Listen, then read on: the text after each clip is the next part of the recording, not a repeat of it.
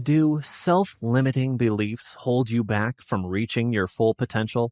In Growth Mindset, Eric Holt presents a comprehensive guide to help you break free from stagnation and unleash your true potential.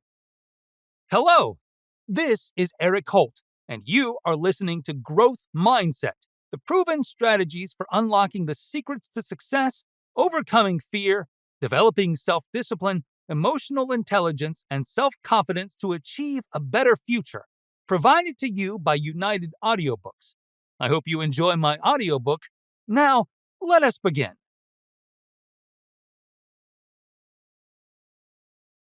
Introduction. How do you think successful, skilled, or intellectual people got where they are today? Are those qualities earned? Were they merely fortunate or gifted? Do you believe these qualities come from effort, tenacity, and persistent failure learning? Or do you think success, intelligence, and skill are all purely genetic traits, with some people having an inherent talent for specific things while others don't?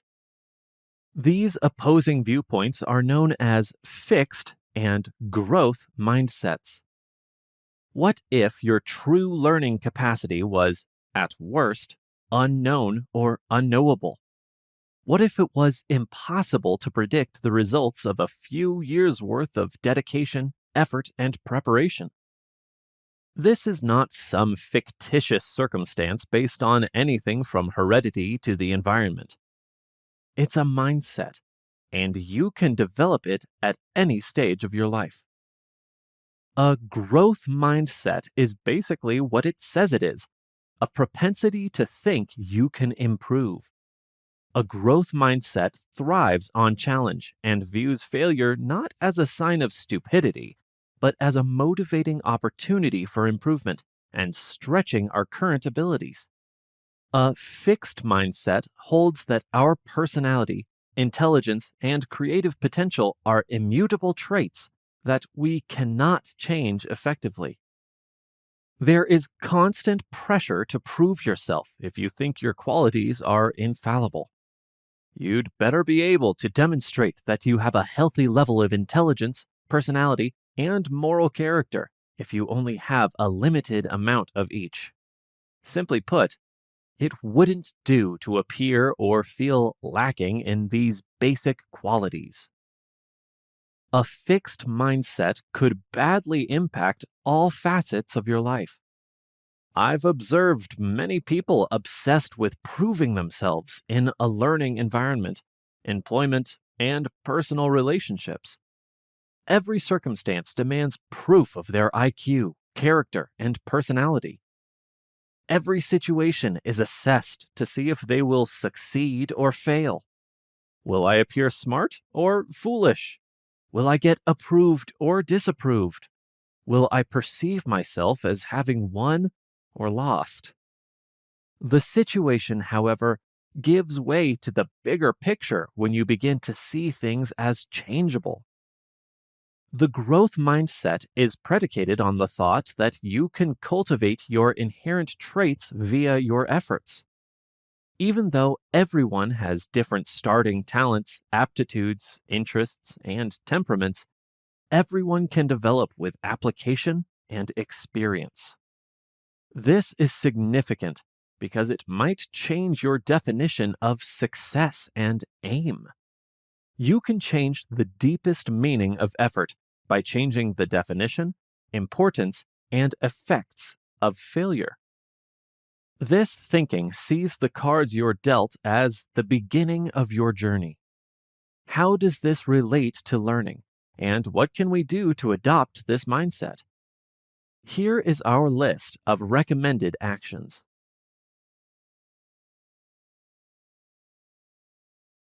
Understanding the growth mindset. It doesn't matter if someone is gifted or not when predicting success. An individual's confidence in their power to perform and win counts. A fixed mindset, or one that considers abilities or talents given, constrained, and only marginally amenable to change, often prevents a person from succeeding. This person thinks their good and bad traits were predetermined at birth and remain mostly fixed throughout life. While they typically understand the need for education and training, they cannot often expand their horizons and envision a brave and radically different future. On the other hand, a growth mindset is constantly evolving and working to improve, expand, and hone all innate qualities and gifts, as well as supplementing and upgrading those gained. Those with a growth mindset can develop and strengthen skills and abilities to do things formerly thought impossible, given time, effort, and practice. You don't simply believe this if you have a growth mindset, you practice it. According to what is believed to have been Henry Ford, whether you believe you can do a thing or not, you are right. Ford understood that the thought that you can't do something would hold you back more than anything else. He didn't use the words fixed mindset, but he surely could have if it had been used then. He might have also identified a fixed mindset as a source of misery. What does it mean to have a growth mindset? So, what exactly is a growth mindset? Stanford's psychologist Carol Dweck is credited with creating the growth mindset idea. She publicized the concept in Mindset, The New Psychology of Success. In this book, Dweck shows how it is possible to separate people into two categories, particularly students. There are people with fixed mindsets and people with a growth mindset. The definition of the growth mindset is: people with a growth mindset believe skill and intelligence can be developed. Even if people are born with certain characteristics, they must constantly work on themselves to succeed. The definition of the fixed mindset is: on the other hand, people with fixed mindsets think that intelligence and skill are things that you either have or don't. Put another way, some people excel in certain areas while others excel in others. They do not believe that practice, failure, and the evolution of tactics are crucial for developing intelligence or skills. According to Dweck, individuals with a high skill level are more often those with a growth mindset. It's interesting to note that people with growth mindsets excel in developing their skills. It works both ways. Debunking the myths about the growth mindset. Many individuals occasionally struggle to understand the actual meaning of the growth mindset hypothesis. So, let's start by dispelling some growth mindset myths before discussing certain truths and conclusions from various studies. Let's first examine 5 widespread misconceptions concerning a growth mindset. 1. The mindset is either or. The inclination is to try and identify with one or the other when we first learn about fixed and growth mindsets.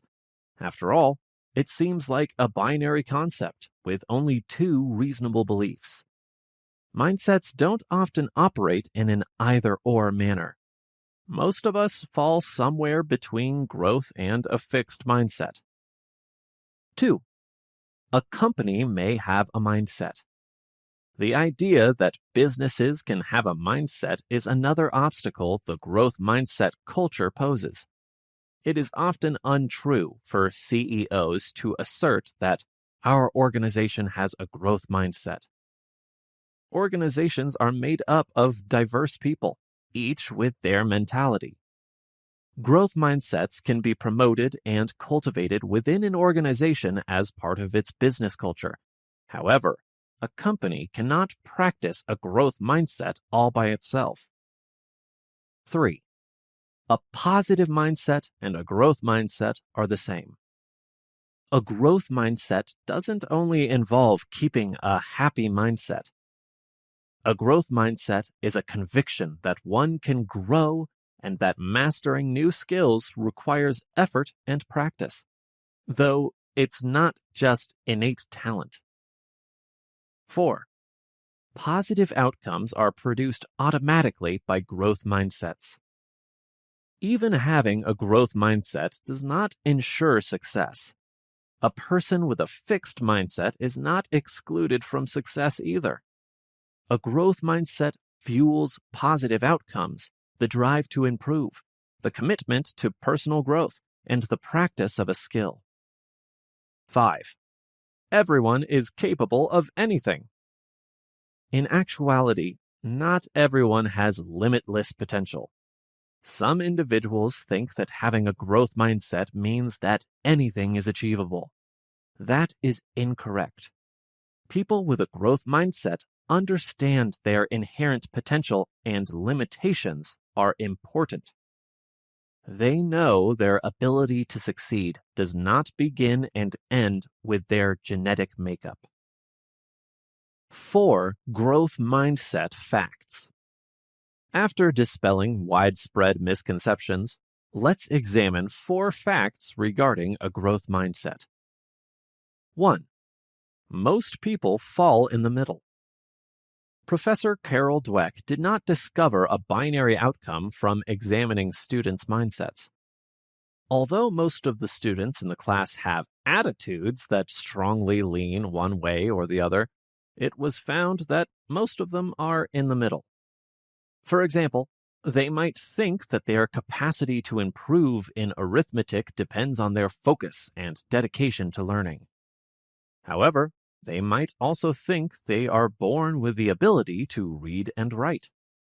The same observations can be made in the workplace. 2. Growth mindset includes more than just effort. Leaders and educators support growth mindsets, and many think the effort is the key to success. Some teachers seem to believe that motivating learners to put forth more effort will improve their academic performance. This is a false growth mindset. Work is essential. However, what matters more is how students feel about learning something new and their attitude towards failure as a crucial stage in the learning process. 3. Everyone cannot accomplish everything. Everybody has constraints that a growth mindset intervention may lessen but cannot eliminate. The 5'2", 22-year-old has little chance of joining the WNBA. 4. A growth mindset and working toward a goal yield positive results. Students and employees with a growth mentality believe that progress can be improved. They think that to accomplish their goals, they must put in the time, accept challenges, and develop new solutions for each difficulty. Without these viewpoints, achieving a goal is unlikely to provide fruitful outcomes. A growth mindset won't help much if you don't put in the time and effort required to master a new skill. Cultivating a growth mindset.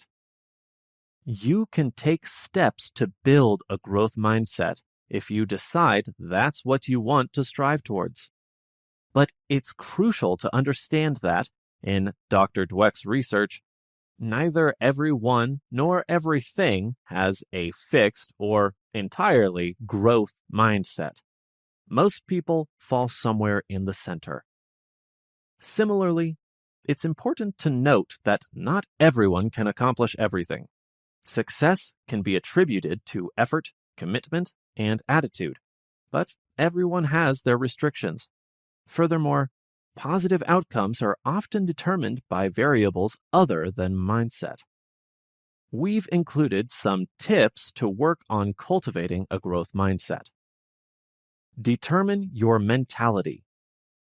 You can figure out your present mindset by considering how you now handle difficulties at work or school. For instance, you can ask yourself if you say something like, "I'm a natural people person," or I've learned to work well with people? Or would you say, she worked her way up to the leadership role? Or, she is a natural leader?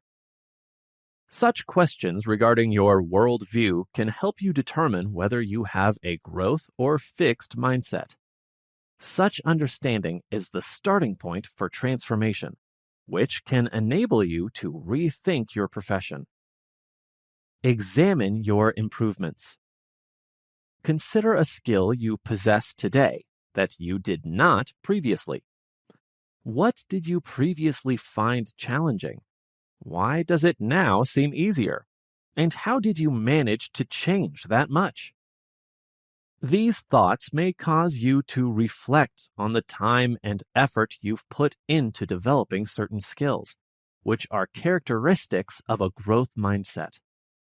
Study other people's achievements. Consider anything that you've seen someone else accomplish despite the odds. Consider their methods for success and what this implies about their capacity for skill development. Seek feedback. A growth mindset can be developed by asking for input from others, regardless of whether a project was successful. They could help you see where you need to grow or where you have made progress. This might then help you in establishing improvement-related goals. Utilize the influence of yet. This aspect of a fixed mindset involves accepting that there will be topics or skills you aren't yet proficient in. You can improve in these areas if you put in the effort and keep at it. Realizing that your deficiencies are also strengths you haven't necessarily acquired yet is the first step in adopting a growth mindset. Learn something new. Try something completely new and put yourself to the test by learning something you're not already adept at. You might begin by picking up a new language, taking up an instrument, or mastering the fundamentals of economics. You can cultivate a growth mindset and be more receptive to learning new skills by becoming used to stepping outside of your comfort zone. Make mistakes. You won't succeed in doing everything correctly on your first attempt. Permit yourself to make mistakes so that you can learn from them. Consider mistakes as a necessary learning component rather than evidence of incompetence. You can learn from mistakes by recognizing potential areas of weakness or ignorance where you can make serious progress. Take care of yourself. Consider how you treat someone rather than berate yourself for your mistakes. Would you tell someone they are useless if they failed at something you are an expert at? Or would you encourage them to learn?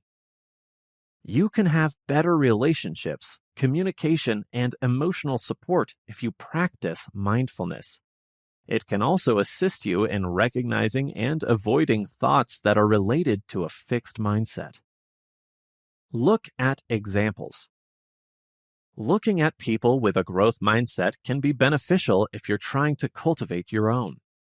There are opportunities to learn from others, whether through examples from professionals like Dr. Dweck or by looking at people you already know. Look at what they do and how they address problems. Then consider how you may use similar strategies.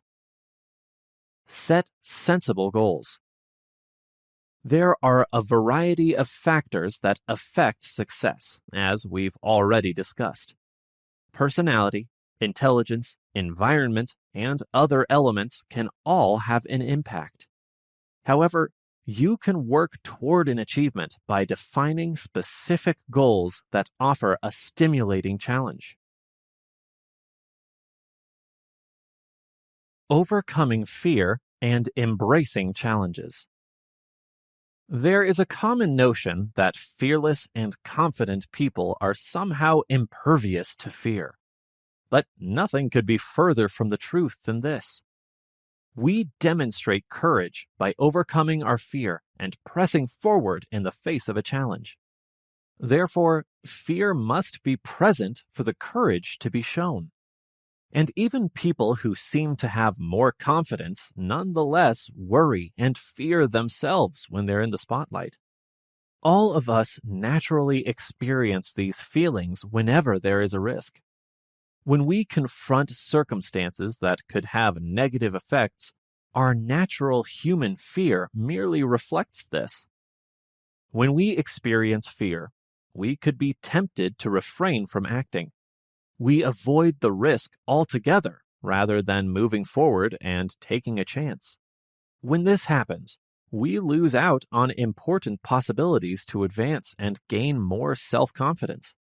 Instead, we remain passive and wait for a better, less dangerous moment to present itself. However, that day seldom ever arrives. Fortunately, we can take action to face our fears and achieve the success we ultimately want. We can overcome our fears and gain self-confidence by implementing a handful of the greatest techniques. How to turn difficult times into growth opportunities. Life will inevitably be filled with difficulties. Most of us can relate to hitting obstacles in life that feel difficult, unjust, or even tragic, whether difficult times, people, or circumstances. Some people experience the most unimaginable calamities and manage to emerge stronger. Others give up under the strain of the heartache and pressure they experience. The same difficulty and situation one can overcome could become a lifetime of unhappiness for someone who never fully recovers. Being resilient in difficult times is a quality that seems to turn obstacles into chances for development. So, the question becomes, how can we overcome our obstacles without getting caught or consumed by them? How can we mold that change so that it helps rather than hinders our progress? While there is no easy or one-size-fits-all approach to being more resilient, these are some of the methods that have assisted me in transforming my obstacles into opportunities for growth and self-transformation. Perspective. Each of us has a unique lens through which we see the world. What we observe and take to be real is our truth, not the truth.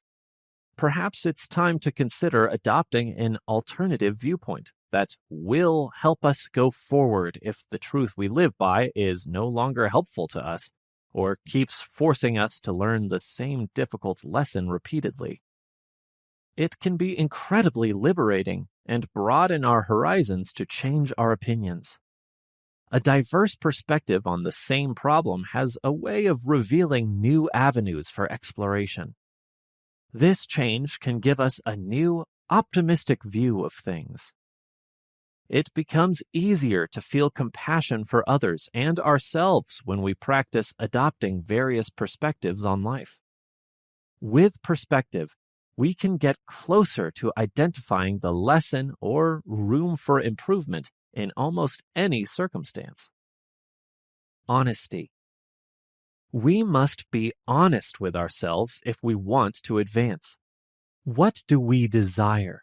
What do we need? How do we feel? Putting on a brave front or sugarcoating things can give the impression that everything is fine to others around us. But if we aren't being honest with ourselves, it won't be long before we start to feel very uneasy. We might be able to fool ourselves into believing the facade for a while, but we can't stay hidden for long. It becomes easier to handle obstacles with grace and a willingness to learn the sooner we are honest with ourselves and honor ourselves by acting from a position of personal truth. The more our public persona aligns with our inner selves, the more at peace we will feel. Congruence between our words and deeds can give us a sense of true inner power. Although having a deep connection with oneself doesn't make obstacles disappear, it does make it easier for us to get through each challenging stage. Openness. We will go forward in life when we approach it with an attitude of readiness, openness, and willingness. The same is true when we are closed off and won't change our minds about anything that makes us anxious. We will remain stuck with the same intensity. The world responds by opening up to us when we permit ourselves to be willing to consider the prospect of unsticking in the future. Sometimes it requires a huge leap of faith to be open to new possibilities and ways of thinking. We are often pushing past our comfort zones when we do that. This can be unsettling. The transformation rewards us when we take that opportunity and put more faith in the process. Life is a magnificent trip, and we can decide whether to enjoy it fully, good or bad. Lessons unfold most beautifully if we can lean into the discomfort more easily and be more open to learning. Curiosity. When we are young, we investigate our surroundings like curious little scientists looking to develop and learn in novel ways. We want to change and are prepared to do so. We can get complacent and stagnant over time. The difficulties that appear unfair and larger than life might break our spirits. Being curious about the various routes and choices in life is a method to return our spirit to the point of wholeness. By letting the issues play out, we can contribute to transforming our difficulties into chances for development. By traveling through the barriers rather than avoiding them. Additionally, taking in each small aspect of the voyage without becoming sidetracked. We are given opportunities to develop and broaden our view of what is possible at every stage of our life journey. So many amazing people, things, and natural wonders are around us. We are more likely to find the motivation to move forward, live fully, grow tremendously, and mend severe wounds when we are open and curious. We can overcome our challenges better when we are curious about how to grow through them. The chance to transform is a gift that makes us more resilient. Most of us just want to feel nice and loved at the end of the day.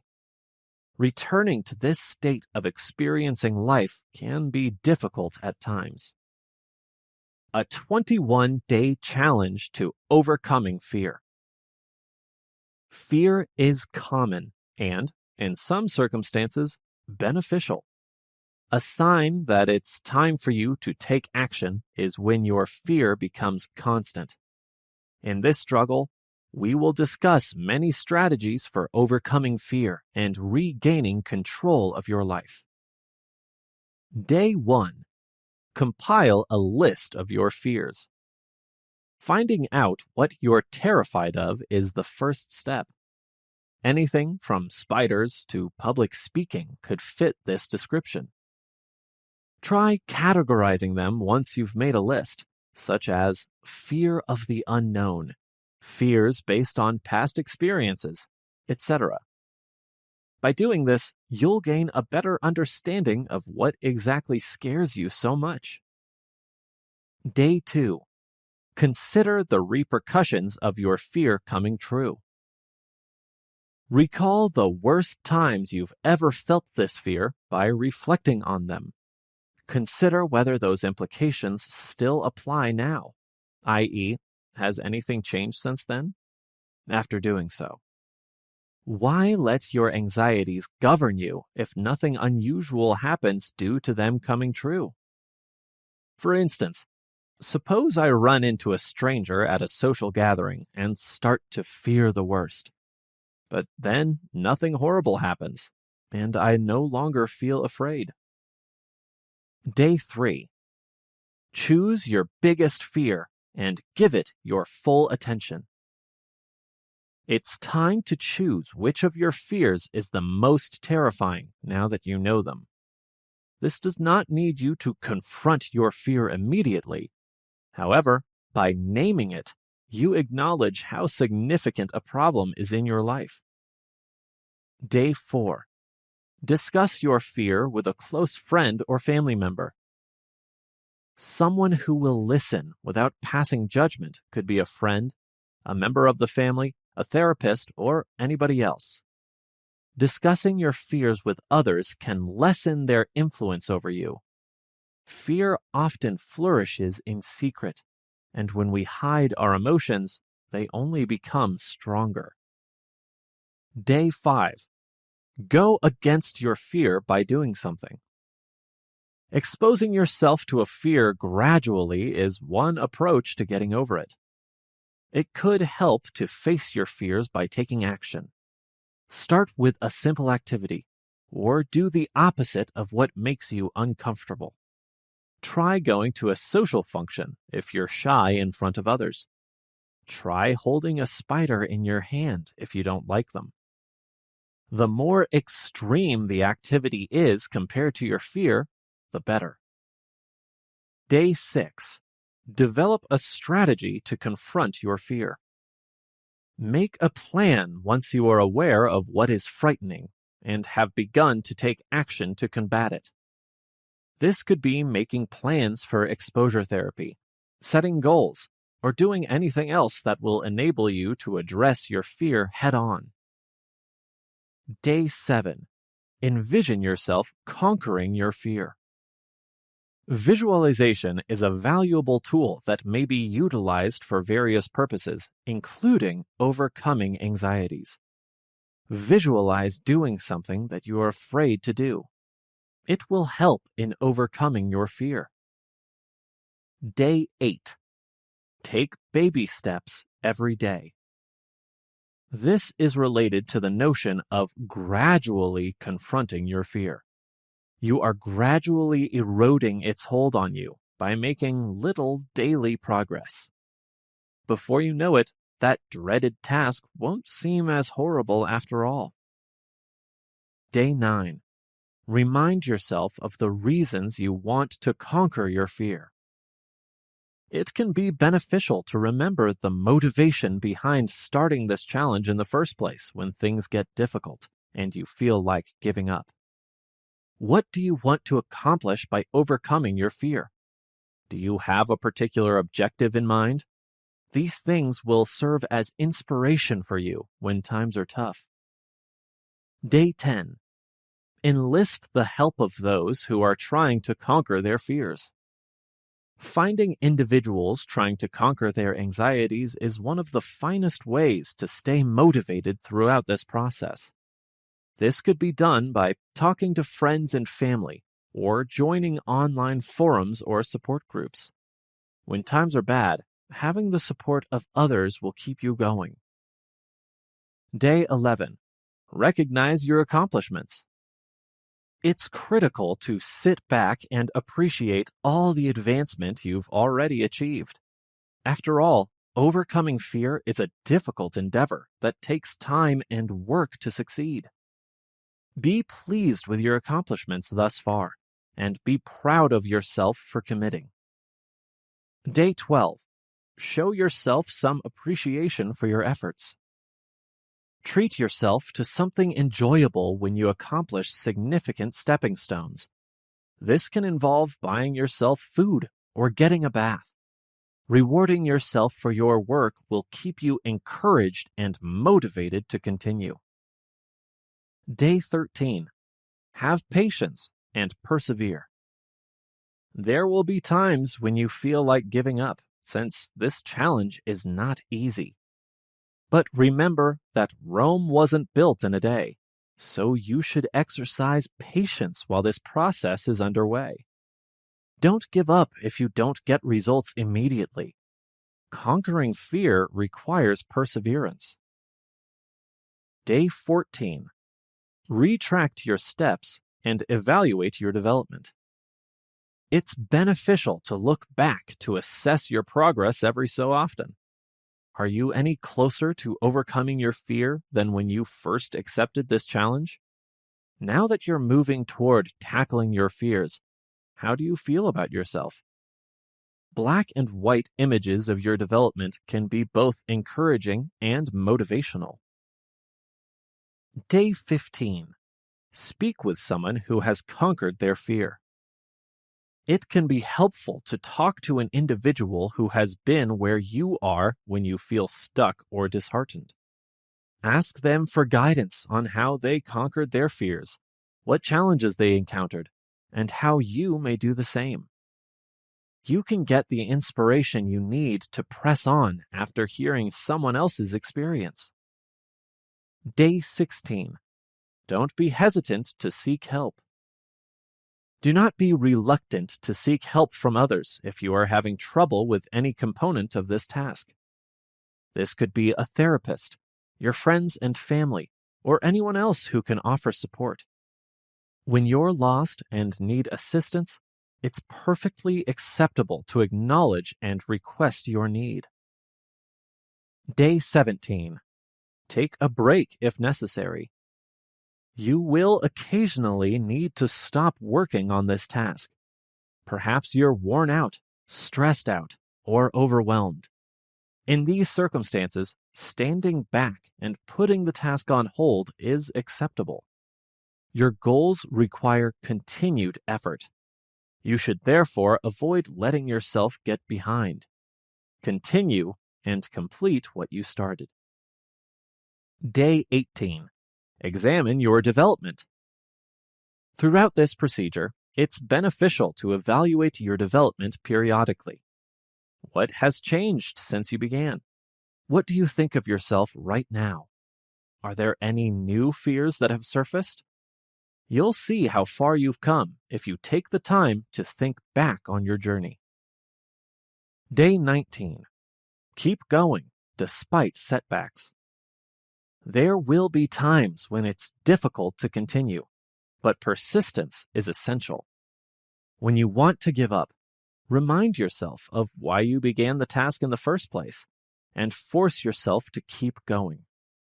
Nothing worth having is easy, and conquering fear is no different. Day 20. Take pride in who you are. Finally, be happy with everything you've accomplished. While overcoming fear is not easy, anything is attainable with effort and resolve. Pat yourself on the back for achieving this goal and take pride in your advancement. I can honestly say that looking back on my 21-day path to conquering fear was challenging but worthwhile. Even though there were times when I wanted to give up, I persisted and kept going. And now that I'm looking at myself differently, I'm proud of what I managed to do. Yes, there is more work to be done, but for now, I'll take a moment to enjoy my accomplishment. I appreciate you joining me on this adventure. Together, we confront and gradually overcome our fears. Day 21. Keep striving to achieve your goal. You have completed this challenge. Now it is time to carry on working toward your goal. Remember that this is a continuous process that calls for continual effort and attention. I hope you're enjoying my audiobook so far. It would be a pleasure if you could let me know how you're feeling about this audiobook in the comment section below. We would greatly appreciate it if you would also like the video and subscribe to United Audiobooks to have access to more best-selling audiobooks in the future. Also, please, if you are interested in getting more free audiobooks, please click the first link in the description below. Now, let us carry on with the next chapter.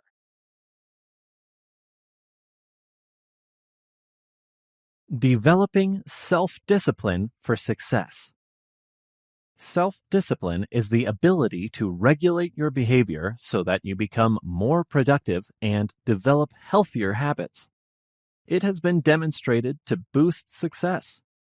Although developing self-control and discipline early in life is beneficial for years to come, it is never too late to learn how to do so to improve your future.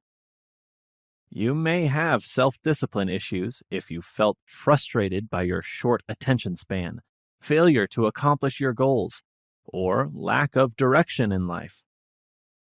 Being more disciplined requires effort, but it's worth it. The importance of self-discipline for success. Knowing the benefits of self-discipline puts you in a better position to use it effectively for your development and success in life. In this section, you will get insightful solutions to questions like, how can self-discipline help you achieve your goals? Why is self-discipline a must in the workplace? What use does discipline serve in life? With a ton more.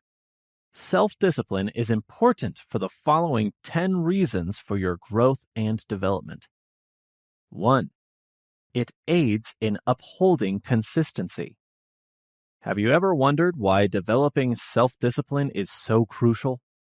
A ton of benefits come with self-discipline. It is crucial for many reasons, including the fact that it promotes consistency.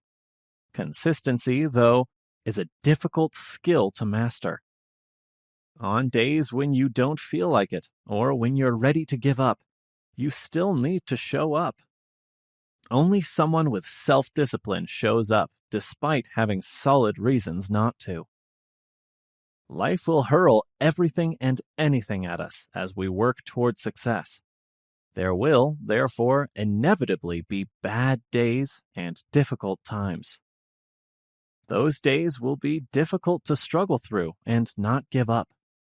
Only a self-disciplined person can develop the character of consistency during difficult times. When the fight becomes more difficult, having self-discipline will motivate you to work harder. Acting consistently and with endurance is essential for anyone who wants to overcome the obstacles on their way to success. 2.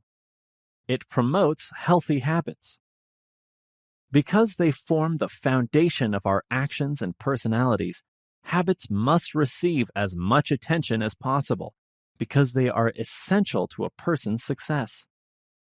Healthy practices like education, exercise, and proper nutrition are all habits that can affect our life. Self-discipline enables us to monitor and control our habits. Exercising self-discipline can create wholesome habits that drive you towards sustained achievement and progress. Possessive tendencies can be detoxed with self-discipline. We all have habits that we don't like about ourselves as humans. However, the fact that every habit can be broken remains a good thing. Self-discipline is a trait that can be used to get rid of bad habits, including eating disorders, addictions, and many others. Therefore, the control it gives us over our habits is a good reason why self-discipline is required. 3. It aids in combating procrastination. Procrastination is one of the many destructive vices contributing to many people's failure. People have lost their employment, access to opportunities, and even their relationships with others due to delaying work or critical tasks. You pile up tasks when you put something off, and the truth is that most people put things off out of fear. Certain jobs are immediately recognized by their minds as being challenging and taxing. Their brain immediately starts to justify why such tasks can be addressed later due to the fear of those tasks' mental or physical stress. Why is self-discipline so crucial, you may ask? This is due to how much easier it is to overcome vices like procrastination. To help you avoid procrastinating, you might set rules or deadlines using self-discipline. Rules like no movies until I finish work, or no breakfast until I exercise. Because of those rules, you will be forced to accomplish the work, and the thought of receiving a reward tempts your mind to abandon the notion of procrastinating. 4. It aids in priority setting. Consider your priorities as a list of goals or strategies that are more significant to you now than they were in the past. Keeping up with such priorities could be hazardous due to their importance. This suggests that you should position yourself so you can no longer see them. Sometimes a lack of discipline contributes significantly to people's bad decisions, procrastination, and investment choices. Your priorities should serve as a roadmap for focusing your efforts. If those priorities are wrong, it will waste time and other resources. You can rectify that with self-discipline and maintain focus on what is important. This will include eliminating distractions and delaying others' quick enjoyment. Although it could be challenging, the purpose is worthwhile. 5. Strengthens time management skills. We all have a 24-hour day, but how we choose to use it will ultimately set us apart from one another. A disciplined approach to time management makes the difference between the prosperous and the poor, the successful and the mediocre. We may fall short for reasons other than indifference or a lack of originality. On the other hand, having poor time management skills can prevent you from taking advantage of possibilities that could change your life and damage your reputation. The fact that self-discipline improves your ability to manage your time is a crucial factor in why it is significant.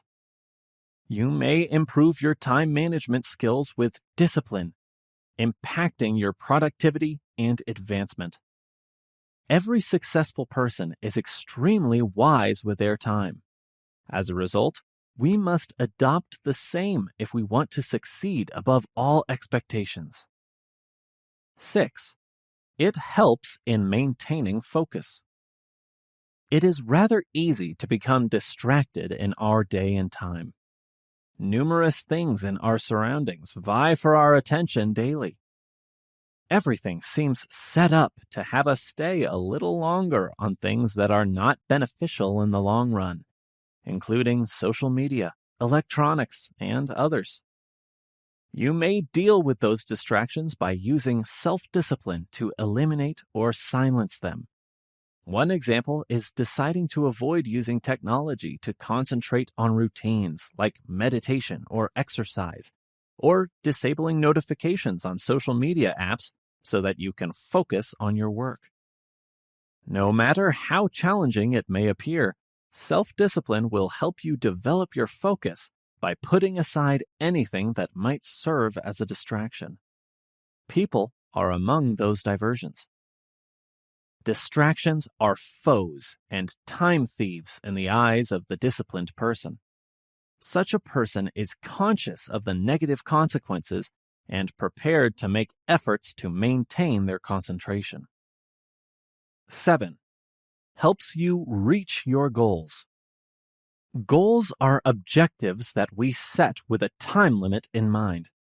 We evolve and progress in the proper direction due to setting smart goals, contributing to our growth.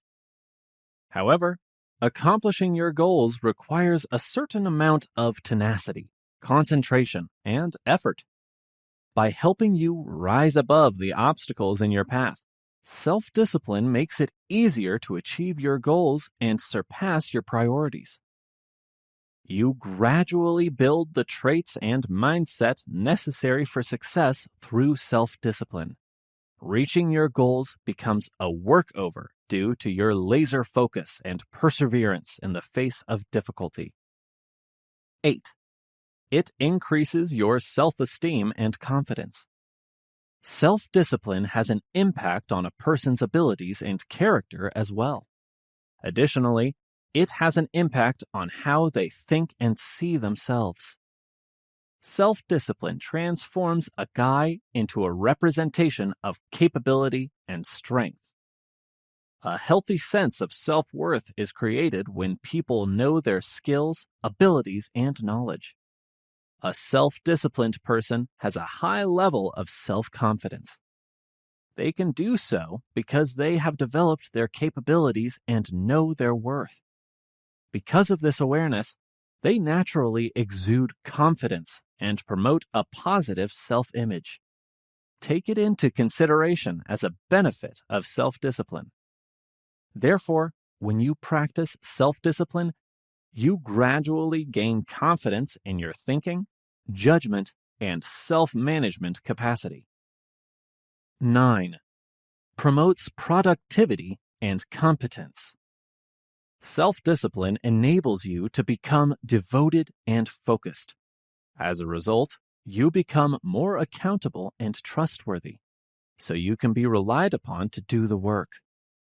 Self-discipline motivates us to perform at our highest level at work, even when we don't feel like it. It enables us to deliver excellent work while upholding our professionalism. Because of this, only disciplined people can advance in their careers or at work. 10. Gives you a good name. The owner's reputation constantly precedes him. 60% of the individuals in a room may already know your personality before entering it, especially if you frequent the same place. This makes them treat you per their pre-existing opinion of you. Unless something changes, most people will have that perception of you for a long time. Such demonstrates the importance of having a good reputation among individuals. You can develop a lovely reputation with self-discipline that will be very beneficial in the future. A self-disciplined person develops a reputation as driven and focused on success. A disciplined person could access locations of opportunity with such a reputation. Brilliant ways to master your self-discipline. You fight some of your toughest battles inside of yourself. This is especially true when discussing self-discipline and self-accountability. What are the best ways to develop self-discipline and improve yourself? Let's look at this. Knowing yourself. Without self-awareness, your attempts to discipline yourself will likely fail and backfire. If you wish to practice self-discipline, it is essential to acquire self-knowledge. This implies that you must know your strengths and weaknesses well. Say, for instance, that you are trustworthy, diligent, skilled at math, and timely. However, you have the following flaws: trouble communicating, watching too much TV, and struggling with money management. With these considerations in mind, you can start working on developing greater financial restraint, enrolling in classes or reading books to boost communication skills, and reducing TV time by using your arithmetic skills to find the right balance for your schedule. Knowing your limitations and skills will help you focus your self-discipline in the right areas. Tell the truth. Telling the truth to others and yourself is the first of the main tactics for developing self-discipline. Admit your current situation. Evaluate where you've failed and look honestly at your timetable. You probably fill some significant holes with activities like naps, junk food, television, or social media surfing. All of that time can be put to better use doing other things. Self-accountability, the foundation of self-discipline, necessitates complete honesty with yourself. Discover your mission. Self-control and discipline are not accidental. They happen when you consciously choose something and try to stick with it. Nevertheless, despite your best efforts, self-discipline depends on why you're disciplined and your aim. Finding your mission is vital because of this. When you have a strong passion to fulfill your goal, self-discipline starts to fall into place and be consistent at a much higher level. Start small. Since discipline is a process, it must be implemented gradually. It is preferable to get one aspect of your life organized and in order than to gradually improve different aspects while exhibiting less discipline. Don't squeeze everything in at once as you start working toward your goal. More on that in the next point. Instead, start small by developing discipline in one or more specific areas of your life. Then expand from there. For instance, you could start working out 4 times weekly and making all your meals on Sunday. You feel much better in your body and much less stressed about meals and meal budgeting due to your self-discipline. From there, you can work outward to improve your discipline in various aspects of your life, including your career, drinking behavior, and many more. Reverse engineer. Self-discipline can be developed through reverse engineering. Starting with your overarching goal, which ought to be closely tied to your purpose, is the best approach. To become a chef, for instance, and feed people delicious, healthful meals can be your goal. You wish to start your restaurant, which is your second connected goal. The 2 objectives of learning to cook and starting a restaurant will necessitate several ancillary goals and actions.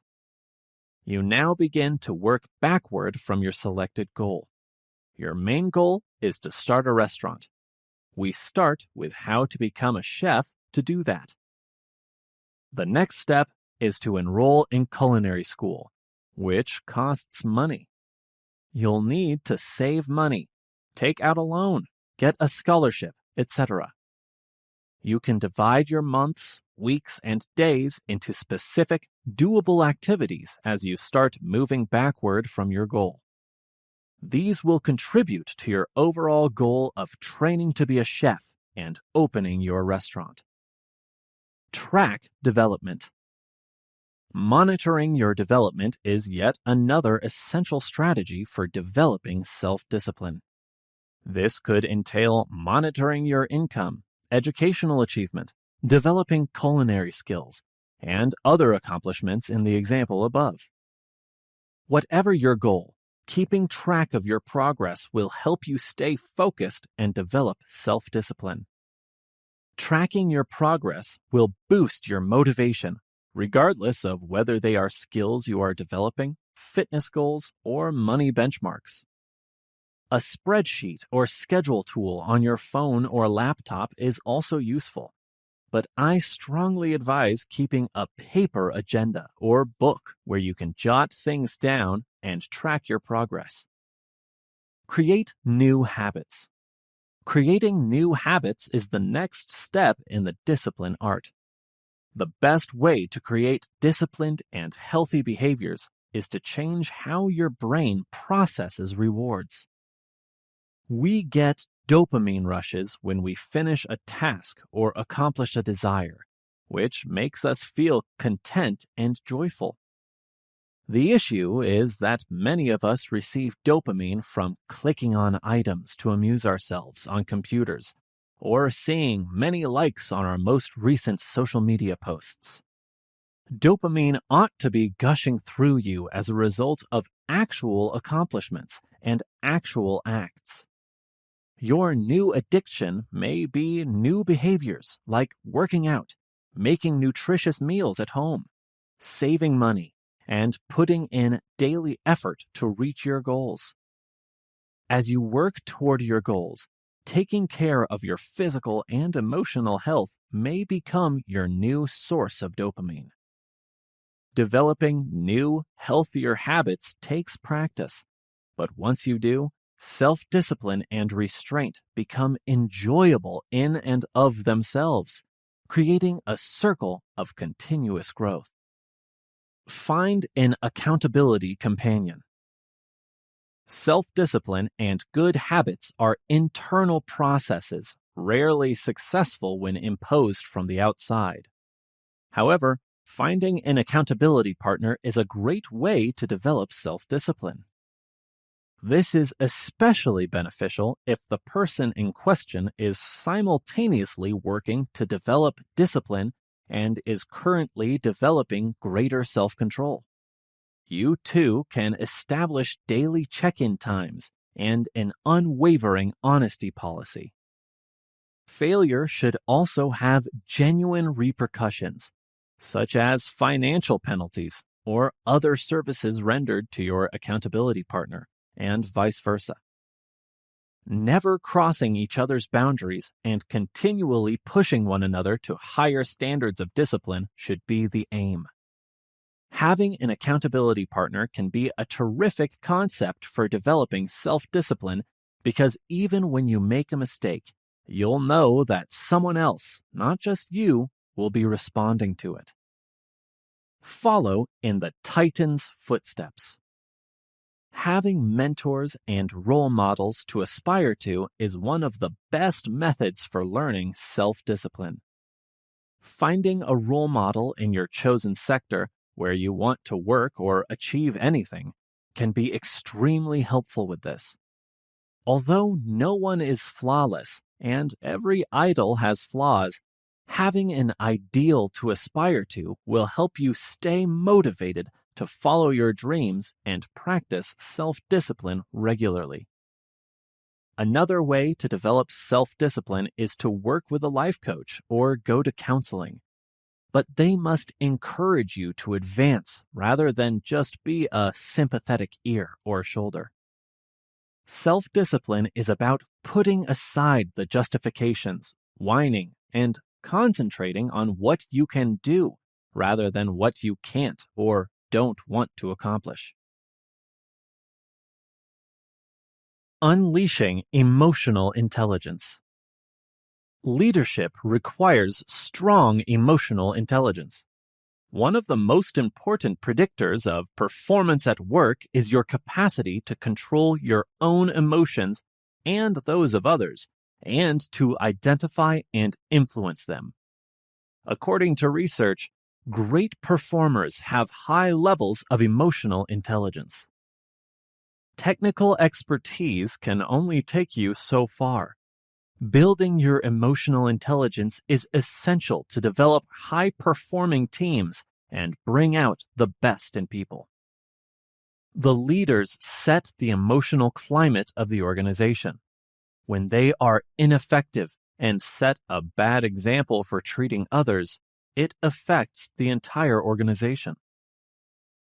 Why emotional intelligence makes you more successful. According to recent articles about advancing in the workplace, people with high emotional intelligence, or EI, are more likely to be employed, promoted, and receive higher compensation. However, what is EI, and why is it so crucial? Emotional intelligence is the capacity to identify, control, and comprehend one's emotions and those of others. A high EQ aids in connection development, team stress reduction, conflict resolution, and job satisfaction. In the end, having a high EI means having the capacity to raise team output and employee retention. Because of this, employers prefer to hire and advance people for management positions with a high EQ, emotional quotient, rather than IQ, intellectual quotient. Everyone who wishes to be prepared for a career should have EI. Here, we list the 5 pillars of emotional intelligence and how they can help you succeed in the workplace. Self-awareness. Self-awareness involves understanding how one's emotions, emotional triggers, strengths, weaknesses, motives, values, and goals affect one's thoughts and behavior. Take the time to check in with yourself and look into possible causes if, for instance, you're feeling worried, irritated, uninspired, or deflated in your job. Labeling the emotion and understanding its origin puts you in a much better position to deal with the situation and take the necessary action, such as offering to take on additional work that might inspire you, or coming up with constructive methods to handle a problematic coworker. Self-management. Self-management builds on self-awareness and is the capacity to control one's emotions. Even people with high EQs occasionally encounter unpleasant moods, impulsive behaviors, and negative emotions like stress and anger. Self-management is the capacity to master these emotions rather than allowing them to master you. This might entail holding off on responding to tense or hostile situations. If you wait to respond to that angry email or phone call, you can do it deliberately and rationally instead of impulsively.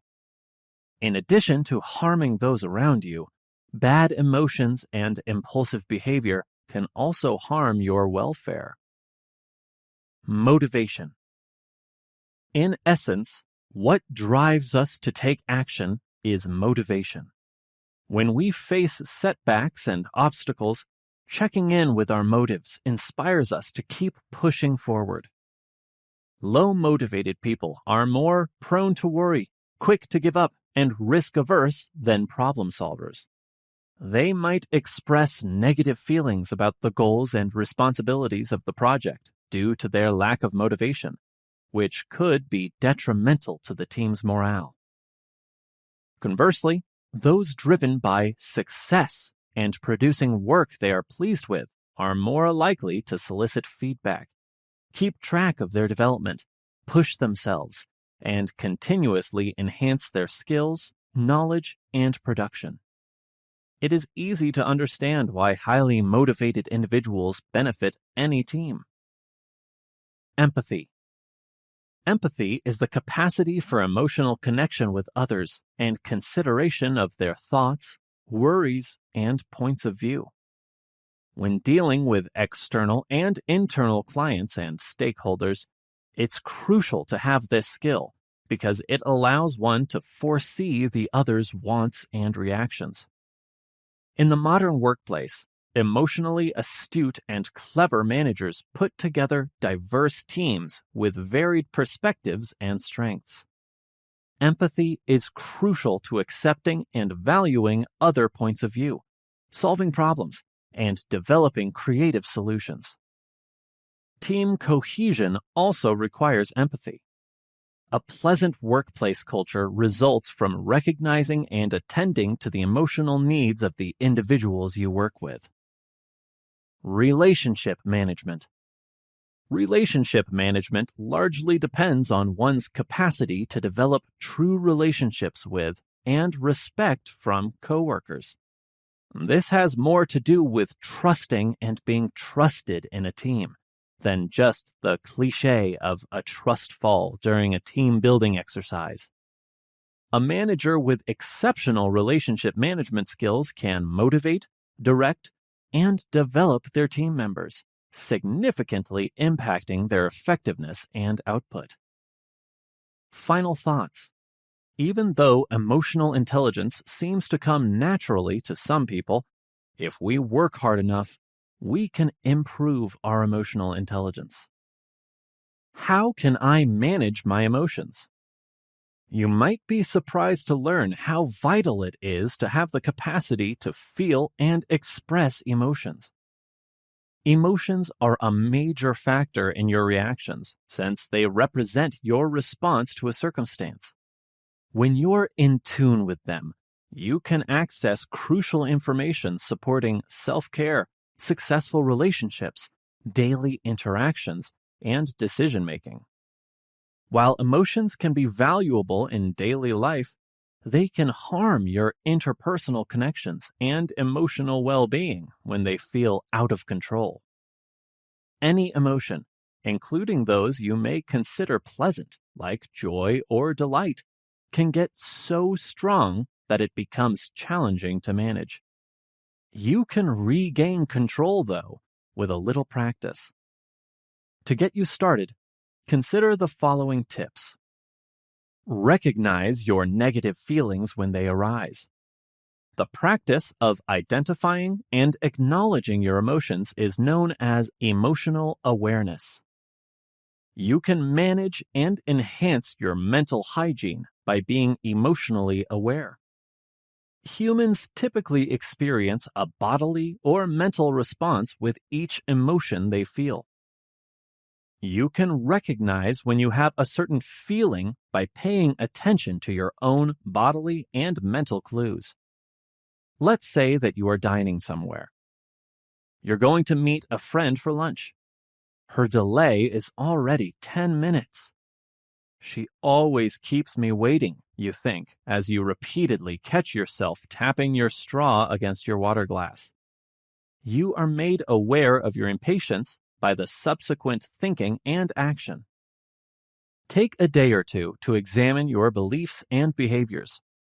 How do they detect your emotional condition in you? Write down these insights as a first step toward improved emotional awareness. Allow yourself to experience your emotions. When someone is upset, angry, anxious, ashamed, or otherwise in distress, they often take action to try to make themselves feel better. Even though this could be a normal response, you should allow yourself to feel your emotions as they arise, rather than trying to control them. Spend some time identifying your feelings and simply being present with them. Although it can be uncomfortable, it's a necessary step in getting past them. Don't criticize your feelings or yourself. To overcome them, simply acknowledge and feel them.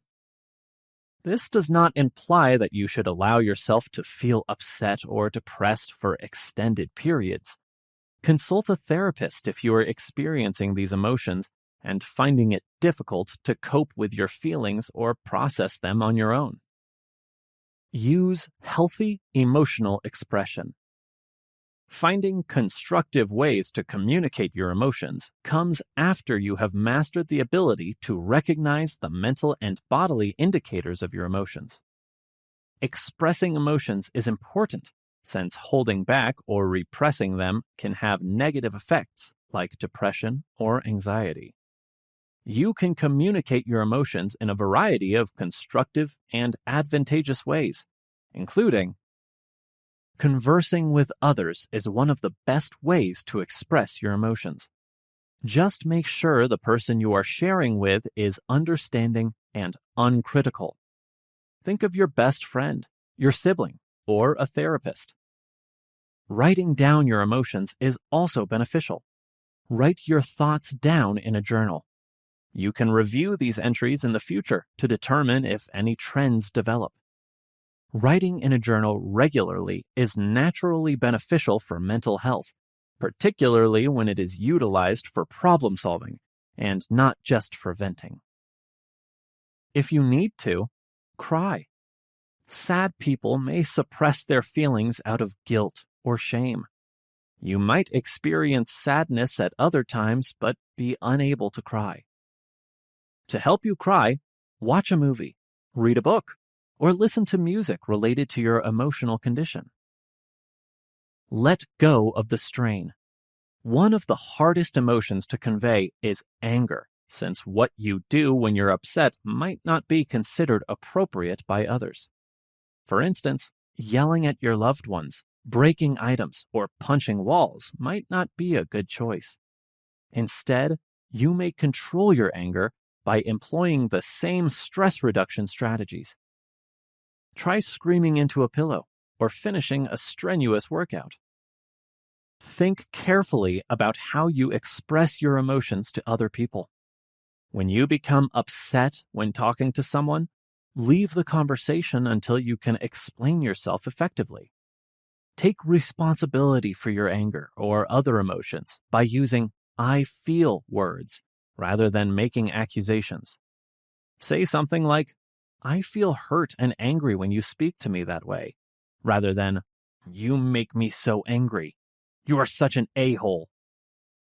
Recognize that both good and negative emotions are necessary.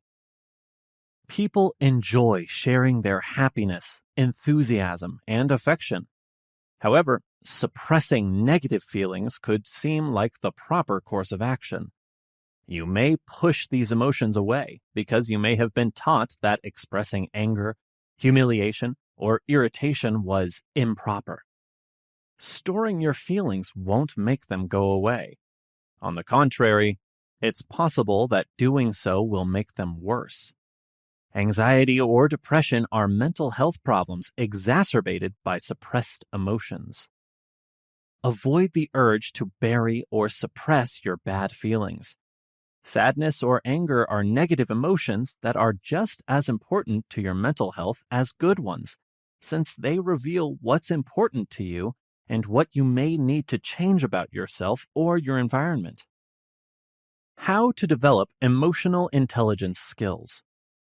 You can take steps to improve your emotional intelligence if your current skill set is lacking. Make a journal. Reflect on your meetings, projects, and interactions from the day's activities, both good and bad. You can identify precise patterns in your behavior and responses, as well as those of others, by writing down your thoughts. Where were you at your best? How do your staff members feel? Do you ever get frustrated with particular people or circumstances? If so, why? The more reflective you are, the better. For example, you'll become more conscious of what annoys you to prevent a future outburst or imitate behaviors that increase staff morale. Complete a 360-degree evaluation. In a 360-degree assessment, you ask your management, coworkers, and peers for input while simultaneously conducting a personal self-evaluation. You can learn a lot from the process about how your coworkers see your strengths and limitations and any potential blind spots you may have. 360-degree feedback can help raise leaders' self-awareness levels, leading to increased productivity at work, reduced stress, and stronger interpersonal ties. Utilize active listening skills. Only 10% of people, according to Psychology Today, listen effectively. The use of technology, background noise, and one's thoughts can all lead to distraction. However, you must be a good listener to be an effective communicator and an emotionally savvy leader. Practice active listening to develop emotional intelligence. Pay attention to what is being said and demonstrate your interest by paraphrasing and using other nonverbal indicators, such as nodding. It will be easier to connect with others and fully understand their thoughts and feelings at work if you actively listen to them. Be aware of your emotions. You must first understand your own emotions to understand those of others. When you experience a strong, good or terrible emotion, consciously think briefly about your emotions and the reason for such a powerful emotional reaction. As a result, you'll learn to recognize your emotions and those of your coworkers. Being an empathetic leader will help you create an effective team. Take a training or course online. An online leadership course or training could be the best way to learn more about emotional intelligence and develop leadership skills. Working people can take online courses at their own pace and engage in a worldwide network of peers who share their interests while learning new things. Boosting self-confidence and resilience. A lack of self-confidence can take many forms, and for most of us, learning how to boost our confidence is a constant process. Here are some suggestions on how to develop self-confidence. But first, what is the link between self-confidence and success? The link between self-confidence and success. How you feel about yourself is a major factor in doing anything in life. A self-confident individual has a strong sense of self-worth, self-respect, and self-belief. You can accomplish your goals, seize opportunities, and have the strength to overcome hurdles if you build your self-confidence. A successful career depends heavily on self-confidence. How can you expect others to believe in you and your ability if you don't? How you act and how much you believe in yourself will ultimately determine whether you succeed or fail while going to job interviews or hoping for a promotion. Self-confidence affects every smaller aspect of our daily lives, as well as having a significant influence on many various aspects of a person's existence. Here are some examples of the value of confidence. It raises one's self-esteem. Self-esteem is a result of having both self-confidence and self-worth. Better self-esteem can be attained by having self-confidence, and vice versa. The development of happiness and love in life, as well as mental calm, are all benefits of having high self-esteem.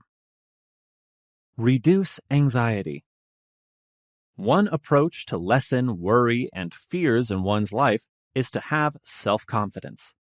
Low self-confidence in a person is the basic cause of almost all problems with social anxiety, self-esteem, and some other types of anxiety.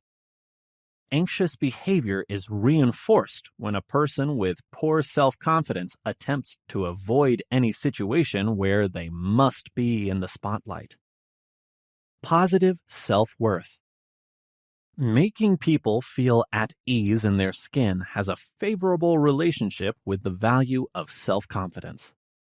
Confident people acknowledge their imperfections and understand that doing so does not diminish their value. It is easier to accept one's flaws because you have faith in your capacity to overcome them one day. Improves leadership skills. Self-confidence is one of the traits of a successful leader. A leader has a charismatic demeanor, is an articulate, assured speaker, and both. Builds motivation.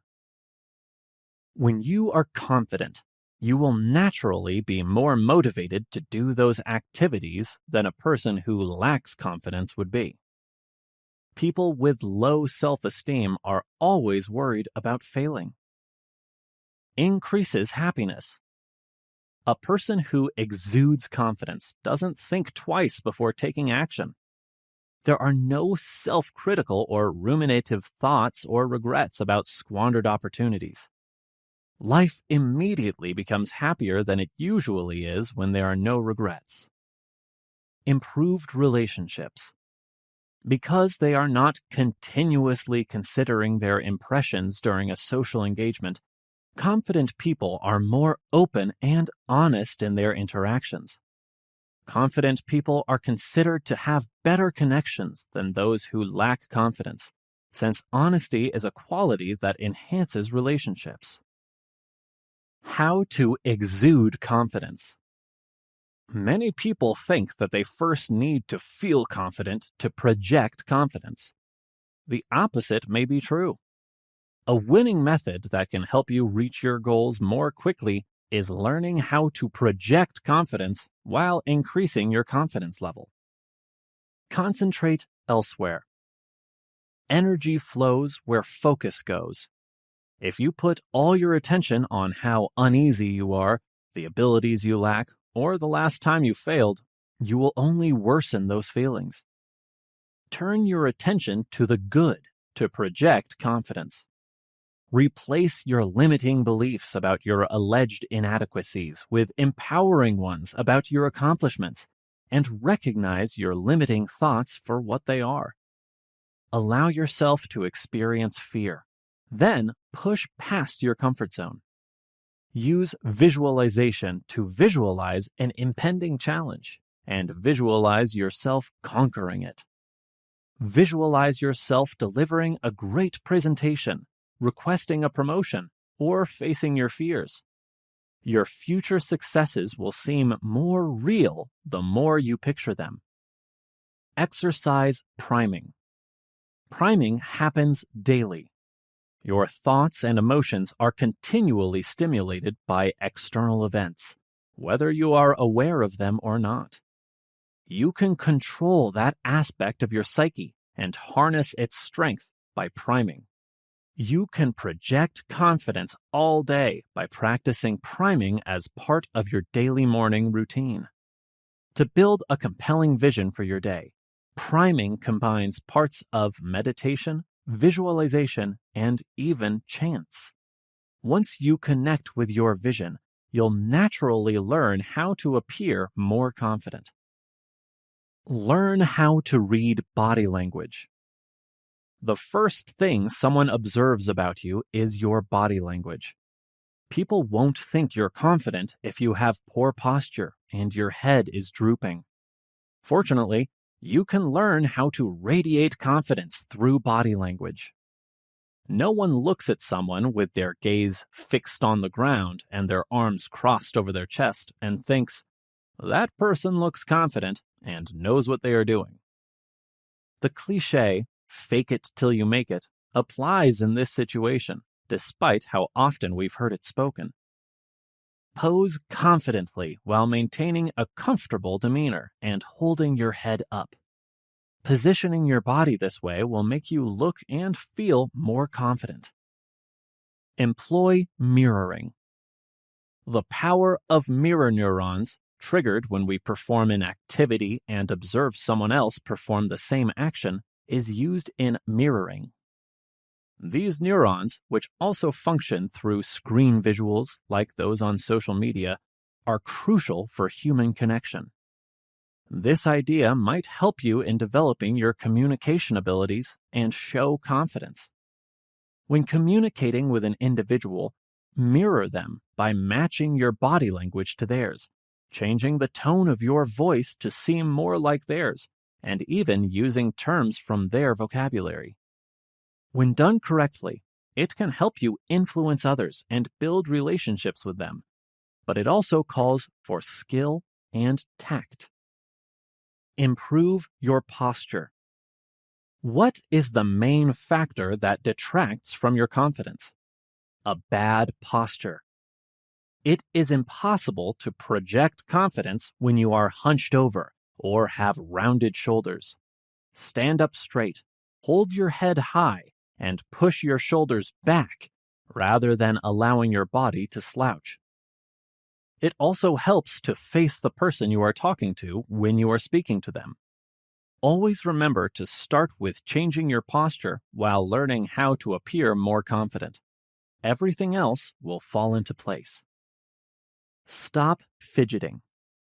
When your nerves begin to take over, practicing confidence may be difficult.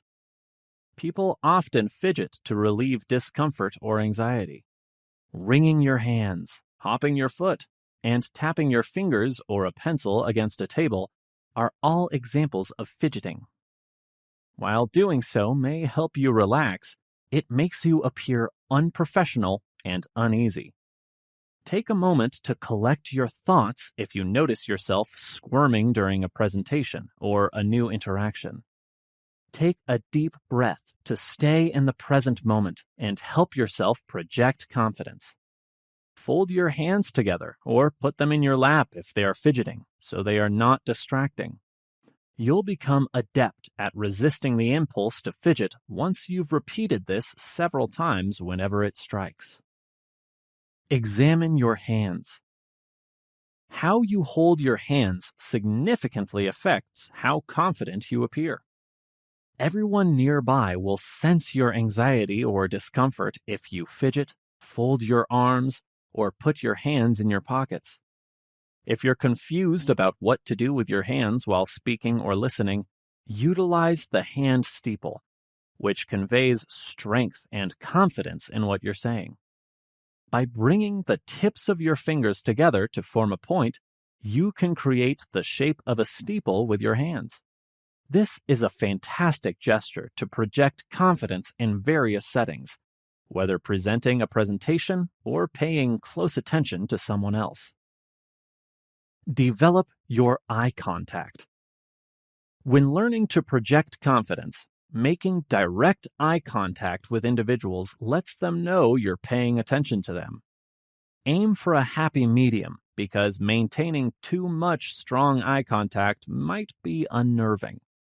The 80-20 rule is a useful generalization. When chatting, make eye contact with your companion 80% of the time. The other 20%, let your eyes stray or fixate on anything else. Making eye contact with the person you're speaking to at key points in the discussion conveys confidence and demonstrates kindness and empathy. Make your handshake stronger. Meeting someone new can often cause anxiety, but if you can focus on appearing confident instead of feeling nervous, you'll exude confidence and divert yourself from any discomfort. Your initial point of contact when meeting someone, especially in a business situation, is often a handshake. A strong handshake can determine how the rest of your interaction will go. You should firmly, but not too tightly, hold their hand. Some experts advise anchoring the handshake, which involves placing your other hand on the other person's extended arm and lightly touching it between the wrist and elbow. This demonstrates sincerity and concern, and can be a fantastic method to establish a relationship immediately. Pay attention to your voice and facial expressions. In your attempt to appear more confident, body language talks volumes, but remember that your voice and facial expression also significantly influence. A smile can be used to instantly appear more confident, because others perceive happy individuals as more at ease and confident. It's also crucial to consider your voice's inflection and tone. Your voice will automatically sound pleasant and more certain when you grin. Avoid raising your voice after sentences, since doing so can give the impression that you're asking a question or seeking permission for what you just said. In terms of content, the words you choose significantly impact how confident you come across. If you're trying to learn to be confident in verbal conversations, stammering, using tentative phrases like maybe, and articulating anxious or stressful feelings will work against you. Speak favorably to convey to others that you are confident and at ease in your surroundings. Goal setting and planning for success. You have a clear sense of where you want to go, whether it's a particular job position, a goal you're desperate to achieve, or a general picture of a well-lived life. It can be intimidating to picture that amazing mountain peak with the meandering trails leading to the top. It's difficult to know where to start, how long it will take, and what to do to get to the finish line. Fortunately, setting goals along the road can help you attain your objectives. What are goals? A goal is something we want to accomplish through activity. Although the idea is very straightforward, there are numerous ways to set goals. For instance, there are daily, weekly, monthly, quarterly, and yearly goals. Simply put, there are small goals and big goals. We develop goals to give our lives direction and purpose. Our life may seem pointless without them. By setting goals, we guarantee ourselves a certain degree of motivation and desire daily.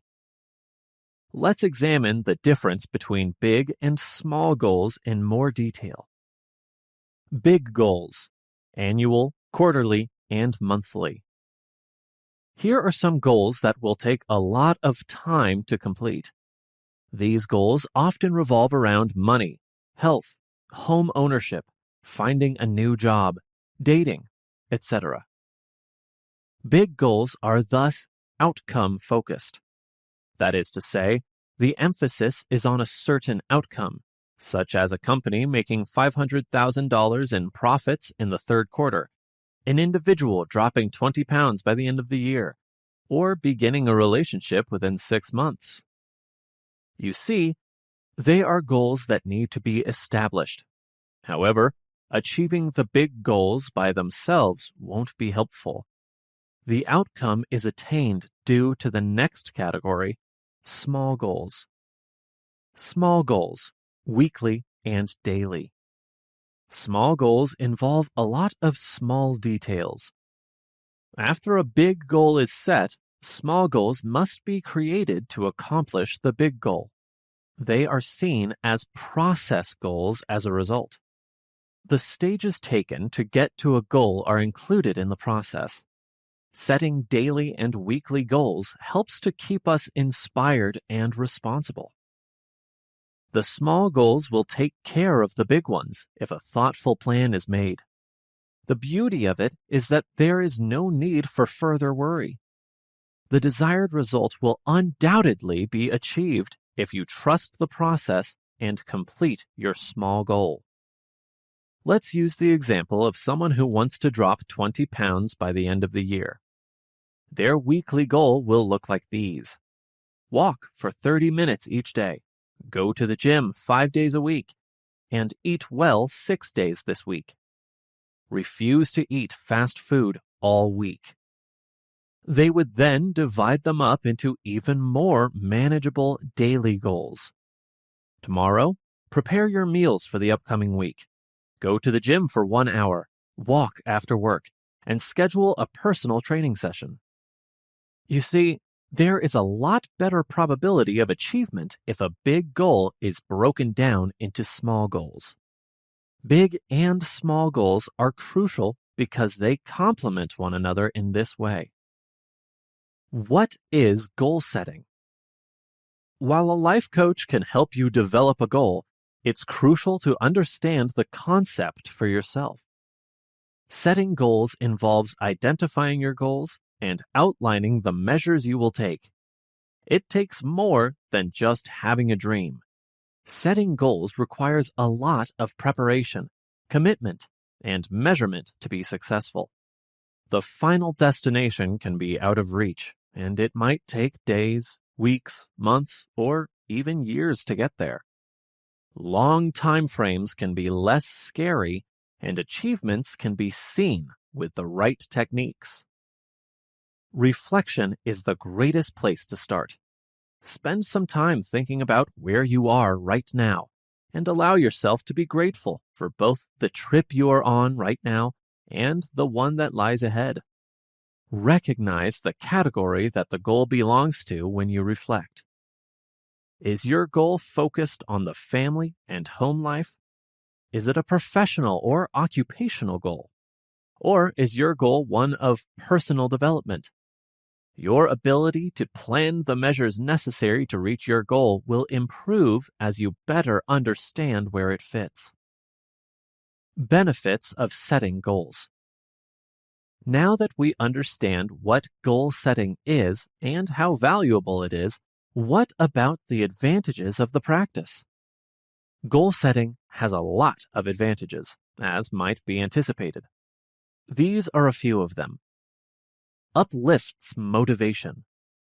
Our motivation is boosted by goals in 2 different ways. They first provide us with something to strive for. When we have a goal, we become more motivated to work toward it. Second, our drive increases as we achieve each big or small goal. This results from our satisfaction after accomplishing a goal, which drives us to do it repeatedly. Sensitizes one to responsibility. For our prosperity and general well-being, we must accept personal responsibility for our life. By establishing goals, we give ourselves something to strive for. We created the goal so that we will achieve it as a result of our actions. We are aware of what needs to be done to reach our goals. The daily activities required are significant, and we alone are accountable for whether or not they get completed. Being in charge of your life is incredibly liberating and powerful. Being in charge of our lives is crucial to our success and general well-being. By establishing goals, we give ourselves something to strive for. We created the goal so that we will achieve it as a result of our actions. You can follow your progress. This is particularly valid for small goals. In my experience, when I establish a big goal, I often give up because I am discouraged along the road. This happens because it is impossible to see all incremental advancements achieved. We can keep track of all our work by creating small goals. This will help keep us motivated and on course to achieve the bigger goal, even if it means moving forward just a little at a time. Establishes priorities for you. If we want to achieve anything in life, setting priorities is essential. To avoid getting sidetracked, you must define priorities for yourself. Setting goals is a great way to accomplish that. Some priorities become clear when we set big and several smaller goals. Exercise needs to be prioritized, for instance, if you want to gain muscle or shed some pounds. Similarly, if increasing our income is the goal, then earning more money has to take precedence. Goal setting quickly identifies what will take precedence in our life. It is easy to understand why goal setting is valued when these 4 advantages are included. The issue at hand is how to approach goal setting. Although it seems like a very straightforward concept, having a set of rules is usually helpful. We need specific, measurable, achievable, relevant, and time-bound, SMART goals. How to set SMART goals. Setting goals is a lot easier when there are guidelines to follow. This ensures a higher chance of success. The acronym SMART offers a list of recommendations for goal-setting best practices. It is effective for both big and small goals. So, let's start with the first principle, specific, and then discuss what the word means. Specific. Goals shouldn't be too vague. If they are, it won't be easy for you to get there. Because of this, the first need for creating SMART goals is to be explicit. We've already talked about how small goals lead to bigger ones. The daily goals will be considerably more challenging to choose if the big goal is not specified. There are 5 things to ask yourself before setting a specific goal. What do I want? Why is reaching the goal crucial? Who is participating in my goal-achieving process? What resources are required? What obstacles stand in my way of achieving the goals? You will have a very clear image of your goal once you get the answers to these 5 questions. This helps in giving you a unique picture in your mind of what you are trying to achieve. Measurable. The second need for setting goals states that a goal must be measurable. How you will know when the goal has been attained is discussed here. For instance, you cannot just make the target larger income if your goal is to raise your income. If that's all it takes, how will you ever know if it's been successful? Even if a gain in revenue of $10 is noticeable, I doubt that's what you're expecting. Therefore, increasing your revenue by $10,000 in the upcoming year would be a measurable goal. In this manner, you will have a specific goal to work toward, and it will be easy to determine when it has been achieved. Achievable. One of the most difficult components of SMART goals is making sure a goal is attainable. Never undersell yourself by refusing to attempt a challenging task. Setting an impossible goal, for lack of a better term, might nevertheless only result in frustration and eventual quitting. Setting challenging but achievable goals to prevent this from happening is better. These manageable goals can eventually lead to greater and better ambitions initially deemed unachievable. This is one of the lovely things about goals. If the goals set leading up to it were attainable for you, then what now seems unreachable may be well within your capability in a few years. Relevant. Making sure a goal is relevant is the fourth requirement for goal setting. Relevance, simply said, is when a goal is per your values and matters to you. This applies to both big and small goals. Asking yourself the following questions can help you determine whether your goal is relevant. Do I want this? Does having this goal make sense to me? Do my values coincide with the result? Are my daily goals in line with my overall goal? Time-bound. The SMART Guidelines section on time is the last to be discussed. Every one of our goals needs to have a deadline by which it will be completed. We feel a sense of urgency because of the time frame. Our priorities are established when we decide when a goal will be accomplished and set a deadline for completion. This will help in keeping us focused and on course. A goal will probably be abandoned if it is not time-bound.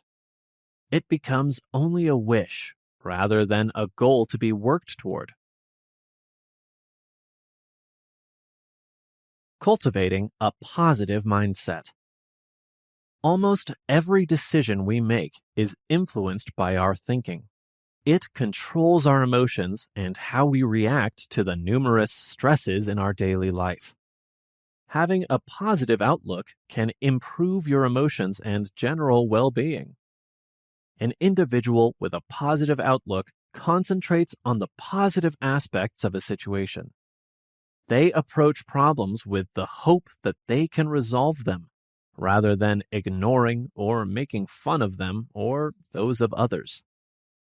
Your health will benefit when your body has more time to unwind.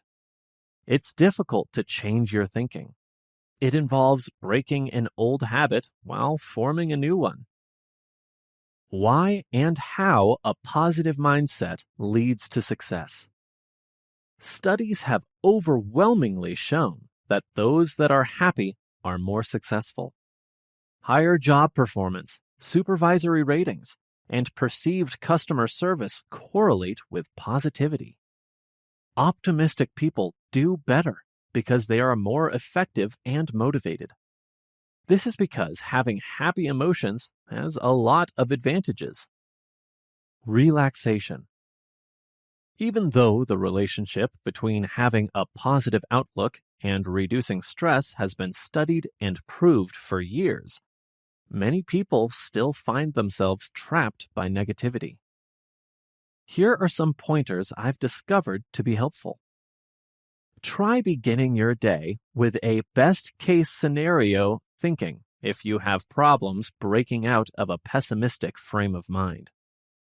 Attempt to think positively, even if only for a short while. This will make it easier for you later in the day as you educate your brain to think positively. Spend 5 minutes every morning listing 3 things for which you are grateful. A quick exercise in gratitude will help you shift your attention from negative to good thoughts. Practice active listening when conversing with others, watching a movie, or listening to music. When actively listening, you are not considering your response or feelings. You are trying to understand different viewpoints. You can challenge yourself by taking on new tasks or learning new skills. When things are going well, it is easy to feel good. But when facing a challenge or trying something new, it is more difficult and possibly even more crucial, to feel confident. Be mindful of your breathing, eating, and drinking habits. Stress management is greatly helped by mindfulness. Physical and mental health benefits. Adopting a cheerful outlook allows you to unwind, maintain your composure, and manage challenging situations. You can also develop resilience and improve your ability to manage stress and deal with difficulties. Lower rates of depression, lower levels of distress, greater resistance to colds, better mental and physical health, better cardiovascular health, a lower risk of dying from cardiovascular disease, and better coping mechanisms during trying and stressful times are all associated with positive thinking. Overcoming obstacles. Believing that you can overcome a situation is the first step. Our outcomes are influenced by how we view ourselves and our capacities. You've probably heard the saying, mind is stronger than matter. There is some truth to that, I suppose. Our minds are incredibly strong. We can use it to convince ourselves to quit or to inspire ourselves to press on, despite any obstacles that may stand in our way. The good news is that we have power over our thoughts and feelings, so we can choose how they influence our behavior. Mind opener. Many individuals believe that having a positive outlook simply entails being content. However, it's not quite that easy. Thinking positively might help you clear your mind so fresh thoughts and possibilities can enter. It is a tool that supports better decision-making and the management of stress and anxiety. There are numerous ways to adopt a happier view of life. You might try creating or reciting daily affirmations, words or phrases you keep repeating. For instance, I am strong, or I am worthy. The theory behind a positive affirmation is that using it frequently enough will impact your subconscious mind and prevent your brain from automatically thinking, I am so stupid, when you make a mistake, in favor of, I am smart. Changing negative emotions into positive energy is another option. You might try recording a pessimistic thought in a journal, such as, I will never finish this task by the deadline. Put the affirmative statement, such as, I will work hard and finish the report before class, next to it. Boost confidence. The best feeling for success is self-confidence. Above all else, if you want to do something in this world, you need to be confident, since that will motivate people to support and follow your goals. Nothing is possible without confidence, but everything is achievable with it. More vitality. People will feel more at ease around you than they otherwise would, since positivity is contagious and spreads optimism wherever it goes. Everything becomes easier when you have energy around you and within you. Make wiser choices. Our capacity to manage ourselves and our interactions with others can be hampered by unfavorable circumstances and emotions like fear, anger, despair, and negative self-talk. Conversely, feeling well broadens our range of options for ideas and behaviors. Making decisions is made easier as a result.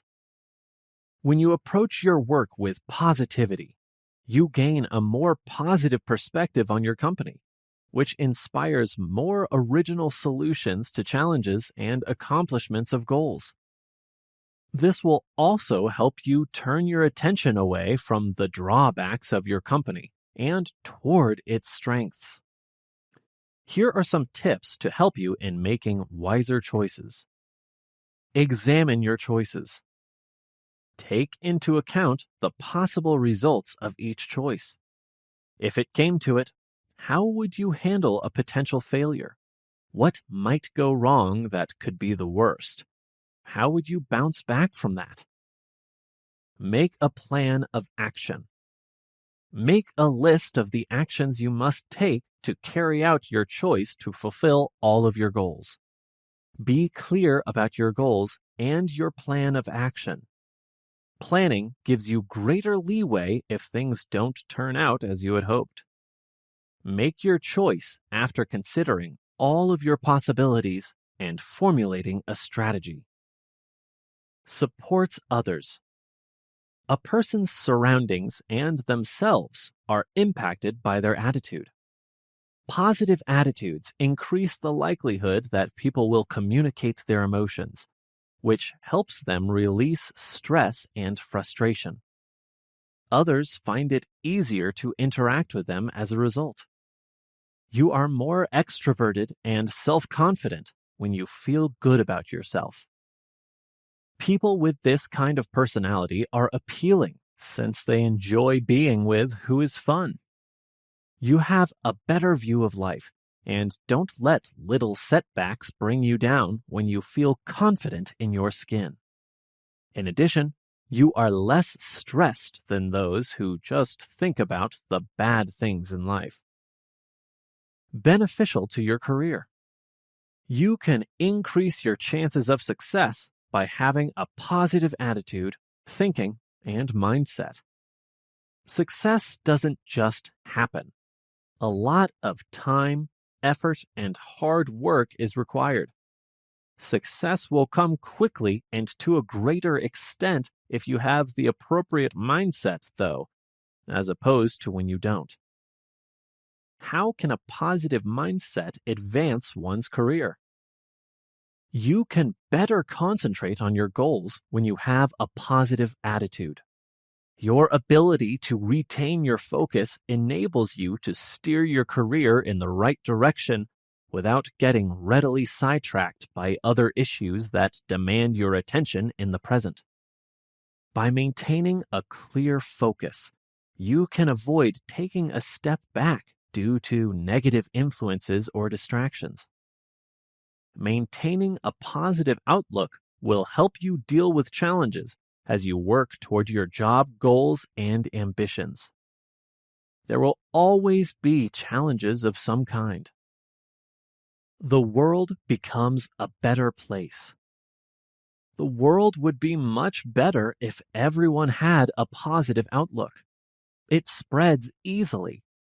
People will think positively around you if you think positively.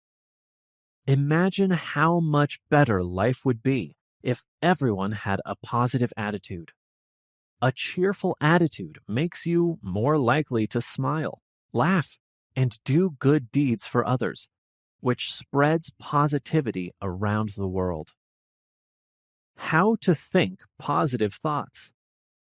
Positive imagery and positive self-talk are two approaches that have been successfully used to encourage positive thinking. Here are a few pointers to get you going and teach your brain to think positively. Concentrate on the positives. Obstacles and challenging situations are a natural part of life. Focus on the positive aspects of the situation when it arises, no matter how minor or trivial they may seem. Even if it isn't immediately obvious, there is always the familiar silver lining in every cloud if you look for it. For instance, focus on how, if someone cancels plans, it offers you more time to indulge in a TV show or favorite hobby.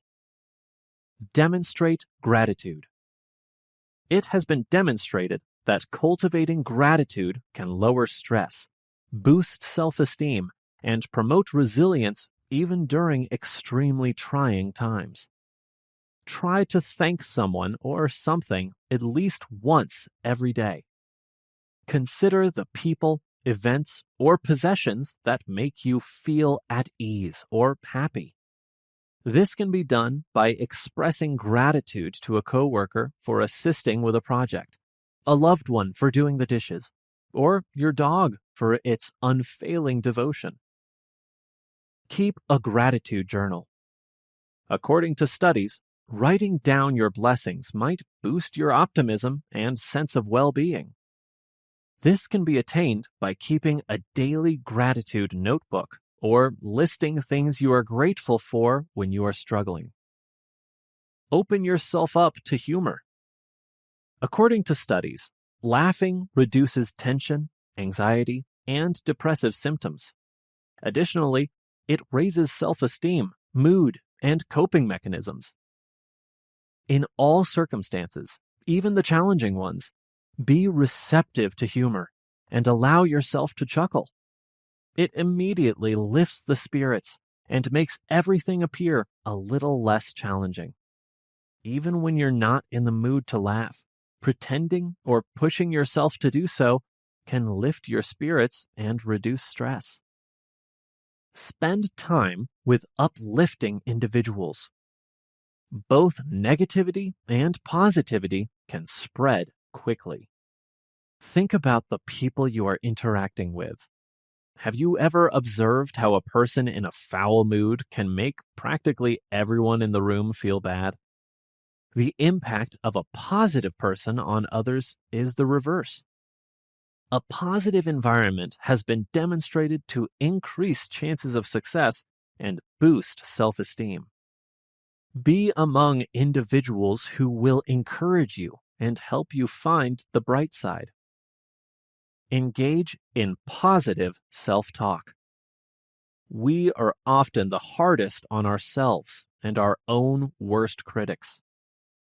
This may lead you to develop a long-lasting negative self-perception over time.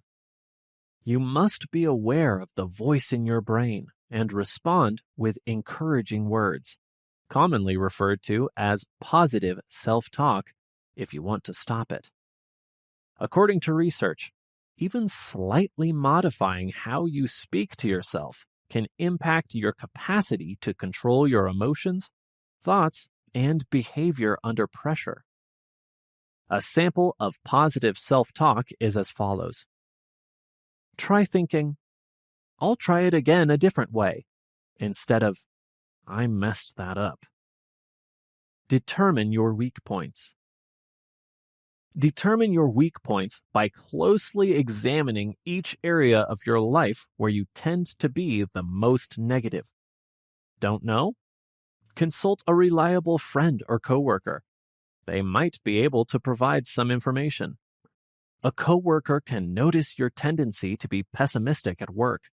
Your partner might observe that you tend to become extra irritable while driving. Focus on one thing at a time. Begin with a good attitude every day. Make it a habit to begin each day with something inspiring and constructive. Here are some suggestions. Say to yourself, "Today is going to be great," or something similar. Play a joyful, uplifting song or playlist. You can spread some happiness by complimenting someone or doing something kind for them. Conclusion. Now that you know fixed and growth mindsets, which group do you belong to? Great if you identify with the growth mindset idea. You're making great progress toward discovering your abilities. However, since most people are a combination of the two, give your established mindset some thought. If you feel like you have a fixed mindset, ask yourself this question. Is this something I want to change? Numerous research has found potential advantages, albeit some contradictory evidence about the effectiveness of growth mindsets. It makes sense that having such an attitude could help in your learning and development when combined with other good aspects. We hope that some of the growth mindset examples and tips we've included will help you decide whether adopting such a mindset would improve your life. You can focus on your goals and personal growth by facing challenges and continuing to learn.